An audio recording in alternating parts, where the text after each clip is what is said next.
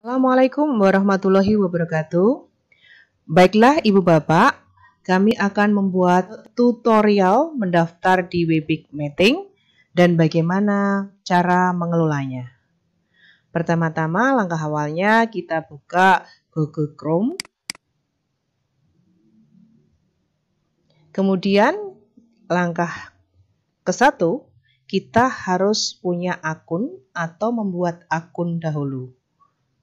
Ya, seperti ini, karena nanti akan ada notifikasi di email kita. Dari notifikasi nanti akan kita bisa masuk ke dalam Webiq Room. Kemudian kita buka New Tab. Langkah keduanya, baru kita ketik webiq.com. Enter. Sambil menunggu bagaimana halaman depan yang muncul akan tampak seperti ini. Di sini tertera host, join, sign in, dan start for free. Host ini, jika kita sudah mempunyai akun, kita sudah mendaftar akun, kemudian kita tinggal masuk saja, bisa langsung lewat sini. Atau sign in itu bisa lewat host. Kita langsung masuk ke dalam room Webiq. Kalau host ini tugasnya yaitu sebagai yang mengatur kegiatan di meeting. Dia yang mengatur kegiatan meeting room. Sedangkan join ini adalah jika kita diberikan suatu link dari suatu webinar atau dari teman untuk bisa bergabung. Contohnya seperti ini. Seperti ini ada eventnya, kemudian ada number event number, yang kita bisa masuk lewat join Webiq room meeting. Sedangkan kalau kita mau mendaftar, maka yang kita klik ada Start for Free. Start for free.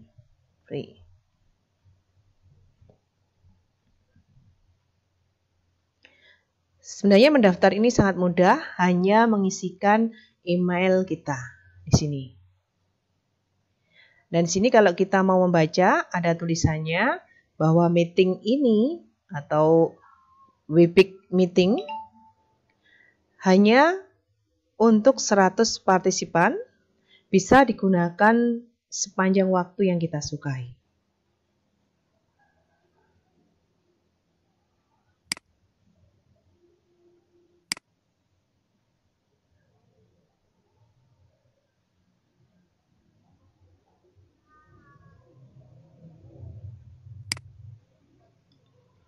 Kita kopikan.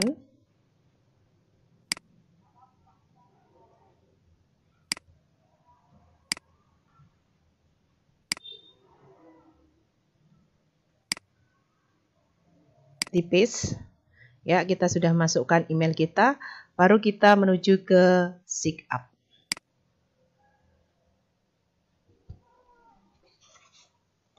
Kita menunggu tergantung dari jaringan kita lemah atau tidak Bapak Ibu. Nah, di sini kita akan disuruh mengisi laman yang berisi nama awal dan nama akhir. Sekarang Indonesia sudah ada, kalau tahun 2019 kemarin belum ada, kalau sekarang di Indonesia sudah ada. Kita Indonesia, sudah menggunakan Indonesia. Kemudian kita tulis nama kita yang sebagai nama Webiq room-nya atau room meeting kita.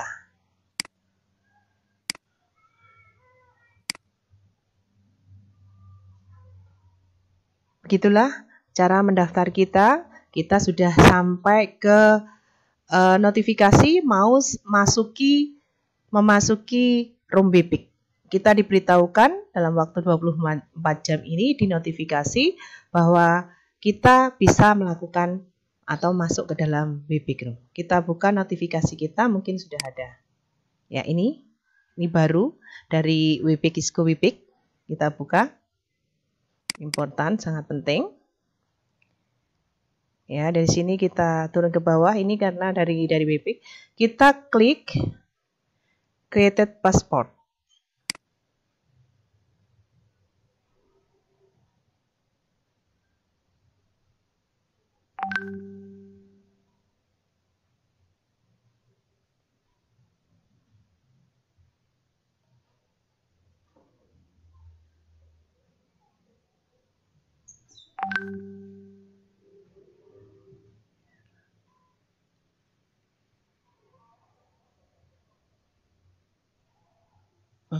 Kita disuruh mengisi.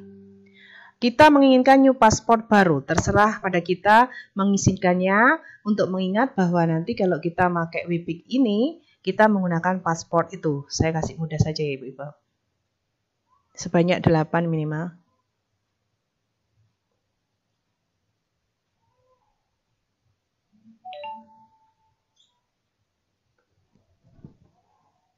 Sebentar saya ulangi.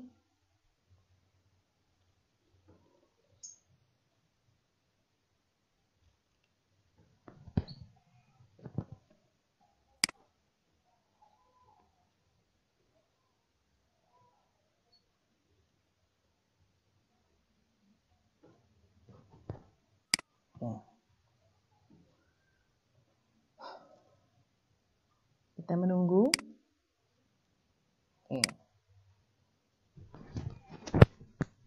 Si paspor nanti kalau kita lupa untuk masuk WebEx ini. Inilah kita sudah diajak ke meeting WebEx, meeting room di WebEx. Seperti ini tampilannya. Ini adalah personal kita, bahwa ini adalah meeting room kita, Dian Aryani. Nanti ini di sini. Ini kita bisa menggunakan ini untuk memulai start meeting. Tetapi di sebelah sini ada schedule. Bagaimana kita mempunyai jadwal kalau menginginkan meeting itu terjadi pada tanggal berapa, kita dapat membuatnya di sini. Ini di sini. Ini kemudian kita bisa masuk ke dalam meetingnya. Itu. Masih menunggu karena ini tergantung dari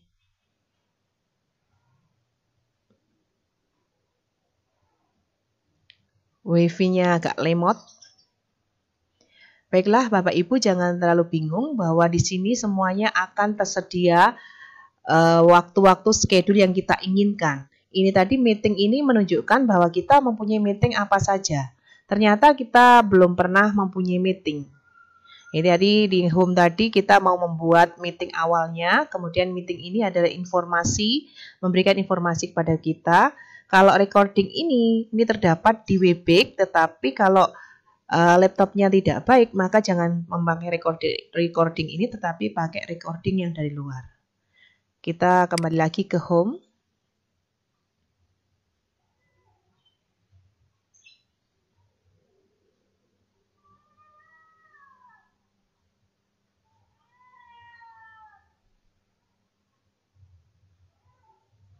Ya, akan tampil seperti ini. Kalau Bapak Ibu menginginkan schedule-nya itu tanggal berapa pelaksanaan rapatnya ini, maka kita dapat mengisi di schedule ini.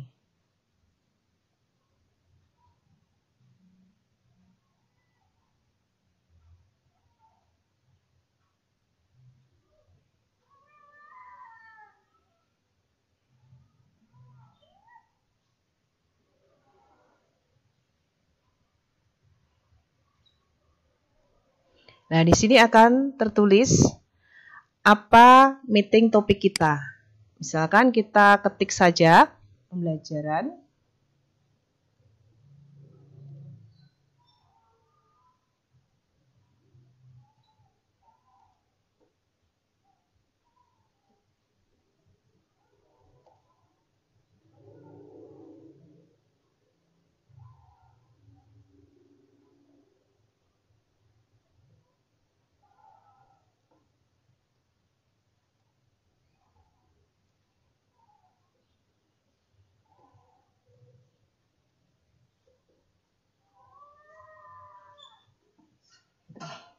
Kita ingin menginginkan pasportnya itu lebih mudah, maka kita bisa gunakan, kita gantikan ini, angka yang ini.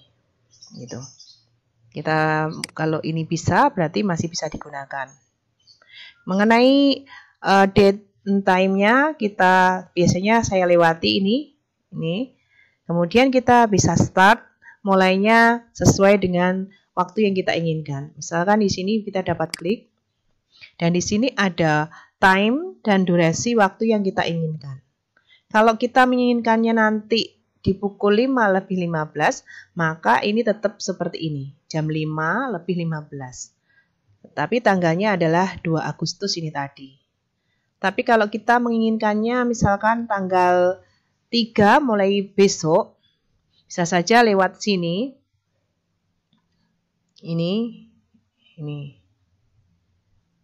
Maka kita akan mengkliknya tanggal ini untuk dilakukan tanggal besok.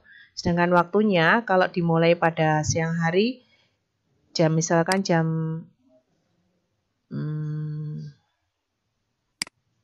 ini kan jam mulai sore atau jam 12 atau jam 1 siang, jam 1. Kalau tidak ingin jam 1 bisa dirubah lagi. Misalkan saja jam 10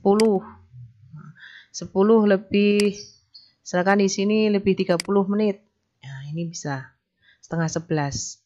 Setengah 11 ini kita bisa ganti, kalau itu pada siang besok, ini. Tuh, AM. Misalkan durasinya itu, karena di sini ada durasinya 50 menit, kita bisa, atau kita coba dulu. Oh ya, berarti ada durasinya hanya dikasih waktu maksimalnya adalah 50 menit. Kita kasih 50 menit. Gitu.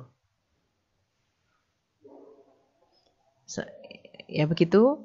Kita bisa langsung ke down. Berarti kita sudah menyetujui schedule yang kita buat ini. Gitu.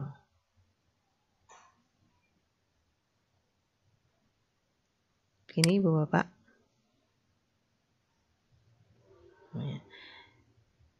Sedangkan ini berdasarkan waktu yang kita inginkan, berdasarkan apa, tidak berpengaruh ini, Bapak.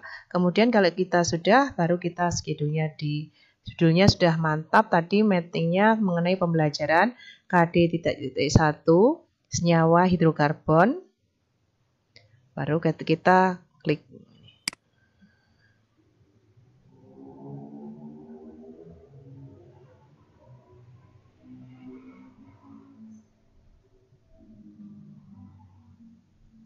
Seperti itu. Mungkin ada kesalahan di sini. Sebentar.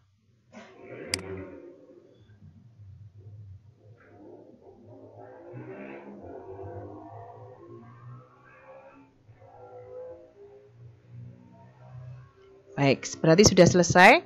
Baru kita ingin melihatnya ini di meeting kita. Maka kita melihatnya di home lagi. Sambil menunggu ya. Nah, di sini nanti kita bahwa schedule yang tadi kita buat, oh ternyata kita belum berhasil membuat meeting tadi. Mungkin ada kesalahan dalam membuat meeting, tetapi silahkan Bapak Ibu cara membuatnya schedule meeting seperti tadi. Kemudian kita bisa kembali lagi ke halaman depan home-nya ini. Gitu. Nanti kita lihat lagi di meeting lagi apakah sudah masuk schedule kita tadi. Kalau ingin kita melanjutkan ke start meeting, maka kita boleh melanjutkannya ke sini. Kita ini melakukan start meeting untuk hari ini.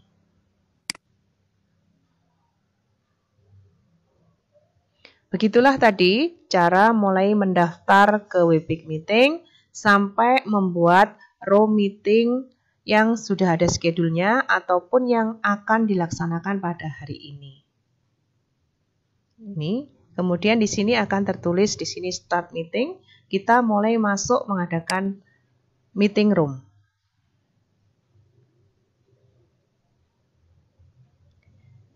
Inilah tampilan di dalam meeting room Webic, Ibu dan Bapak. Tampilannya akan tampak seperti ini. Ini layar monitor tempat kita. Kalau ini saya stop videonya, maka wajah saya ini akan tidak tampak. Kalau ini saya unmute, suara saya tidak akan terdengar di rapat tersebut. Seperti itu. Ini saya nyalakan lagi. Ini saya nyalakan lagi. Tadi saya tambah sini, ini saya bawa agak ke atas sini. Tuh. Dan ini adalah tempat share konten kalau saya bisa dilakukan saya sebagai presenter. Kalau di sini saya berada sebagai host, me, dan yang berwarna biru hijau, yang hijau-hijau ini, maka saya bisa sebagai presenter itu. Ada tulisannya, bisa sebagai presenter. Sebelah kanan itu tempatnya partisipan yang ini, partisipan. Kalau ini saya klik, berarti partisipannya akan tidak nampak. Yang tampak hanya pembelajarannya ini, atau papan untuk rapat ini. Jika saya klik lagi, maka akan tampak di situ nanti anggota siapa saja yang ikut dalam room Webex ini. Room meeting ini siapa saja akan tertulis di situ semuanya. Karena saat ini saya hanya mengadakan rapat secara sendiri, saya sebagai host, ini, me, Dian Aryani, dan saya sekaligus sebagai, di sini tadi, sebagai presenter. Nanti kalau saya sebagai presenter, berarti saya akan bisa menge-share materi saya di sini. Sedangkan ini, record meeting ini hanya bisa dilakukan oleh host. Hostnya Dian Aryani. Host itu adalah pengatur jalannya meeting room. Sedangkan yang bagian sini adalah chat. Kalau menginginkan, misalkan diberikan kepada semua orang mengenai absen, bisa di-share di sini, atau pemberitahuan partisipan yang lain yang ingin menuliskan akan di situ. Begitu. Di sini di chat. Ya, di sini. Ini adalah more option yang bisa mengatur bagian-bagian yang ada di sini mengenai audio connection. Bagaimana kalau partisipan yang lainnya itu masuk agar tidak berbunyi, maka semuanya harus di unmute. Ini. Speaker, mikrofon, copy, meeting link, dan sebagainya. Itu berada di ini, more option. Yang pink, tanda pink ini adalah end meeting. Tulisan end meeting ini bagi para pelaku, misalkan sebagai host, sebagai presenter, atau sebagai moderator. Tapi kalau partisipan akan keluar sebagai live meeting. Leave tulisannya live meeting, keluar dari meeting. Demikianlah tadi mengenai tanda-tanda atau apa yang ada di Webex meeting room. Meetingnya room Webex. Kita lanjutkan. Bagian depan sini juga hampir sama. Semua fungsinya seperti yang ada di bawah di sini. Dengan sekarang saya akan melanjutkan sekaligus saya sebagai presenter untuk menyampaikan materi saya KD 3.1 yaitu senyawa hidrokarbon. Kita mulai, saya akan berfungsi sebagai presenter dan menyampaikan materi saya.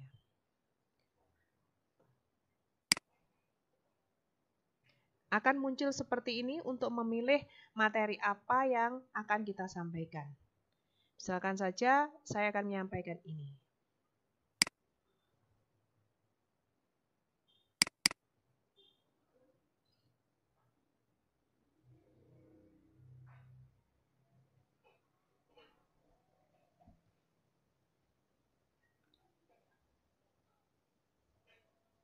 Ya, baiklah.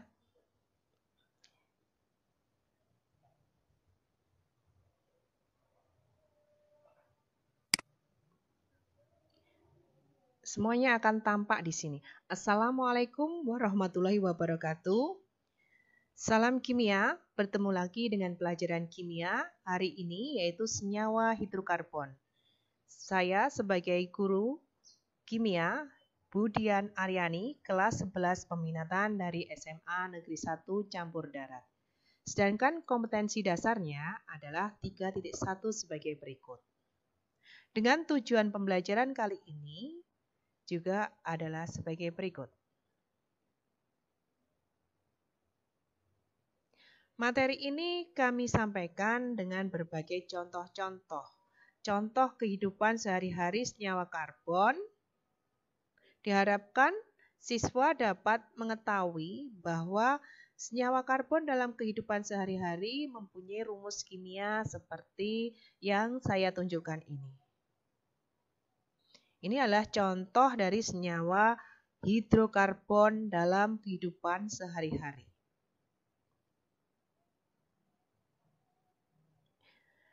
Kemudian saya juga akan memberikan contoh lain dalam kehidupan sehari-hari, senyawa yang bukan karbon sebagai pembandingnya.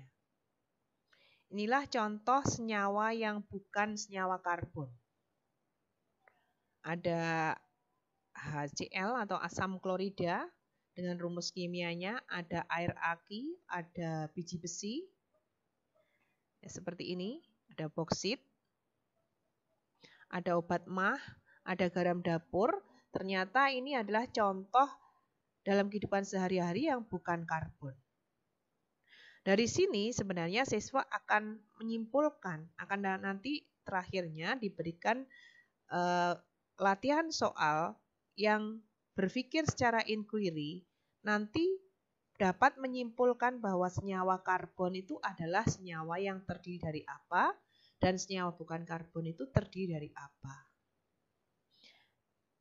Terpenting kita membahasnya adalah senyawa karbon. Ini adalah contoh runtutan dari kegiatan senyawa-senyawa atau yang bisa siswa dapat menyimpulkan pada akhirnya. Ini eksplorasi pembentukan konsepnya. Dari contoh tadi ditulis rumus kimianya, diharapkan siswa akan memahami ternyata contoh bahan-bahan kimia sehari-hari itu mempunyai rumus kimia seperti ini. Memisahkan antara senyawa karbon dan senyawa yang bukan karbon. Selanjutnya, akan ada pertanyaan kunci yang membawa siswa dapat membedakan unsur penyusun dari senyawa karbon. Di mana konsep unsur dan konsep senyawa sudah diberikan di kelas 10. Sehingga siswa sudah memahaminya. Apa itu unsur penyusun dari etanol yang rumus kimianya tadi C2H5OH.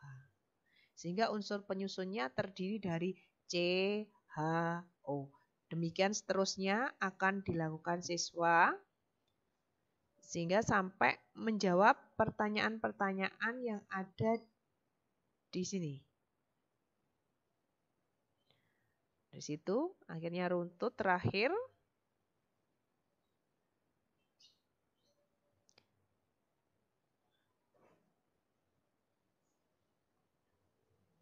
Dari pemahaman itu, karena sudah mengerti dan bisa menjawabnya dengan benar, akhirnya diberikan aplikasi soalnya.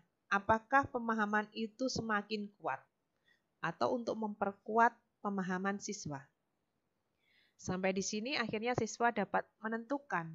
Oh, ada C-nya, senyawa karbon. Tidak ada C-nya, senyawa bukan karbon. Tidak ada C-nya. Karbon itu berarti adalah unsur C. Tidak ada C-nya, berarti senyawa karbon. Sebagai penyusun utamanya. Oh, ada C-nya, senyawa karbon. Ada C-nya, ada C-nya. Ini yang enggak ada C-nya, senyawa bukan karbon. Demikian. Demikianlah tadi pembelajaran untuk pemahaman konsep apa itu senyawa karbon dan apa itu senyawa hidrokarbon. Kalau senyawa karbon, mesti minimal atau harus syaratnya terdapatnya unsur karbon. Walaupun penyusun lainnya bisa ditambahkan dengan H, O, N, dan ogam lain, tetapi utamanya harus disusun oleh unsur karbon. Kalau hidrokarbon dari istilahnya, hidro itu hidrogen, karbon itu C, maka ini adalah bagian dari senyawa karbon yang terdiri dari unsur hidrogen dan karbon. Demikianlah konsep pemahaman sehingga anak akan lebih mudah memahami materi kimia. Sekian, terima kasih. Demikianlah tadi pemaparan KD.1 senyawa karbon untuk kelas 11 materi kimia. Wassalamualaikum warahmatullahi wabarakatuh.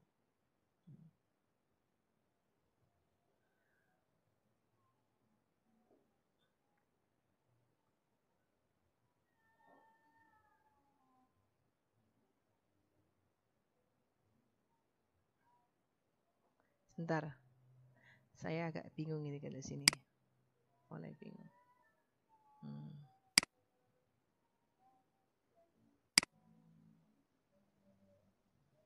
Stop.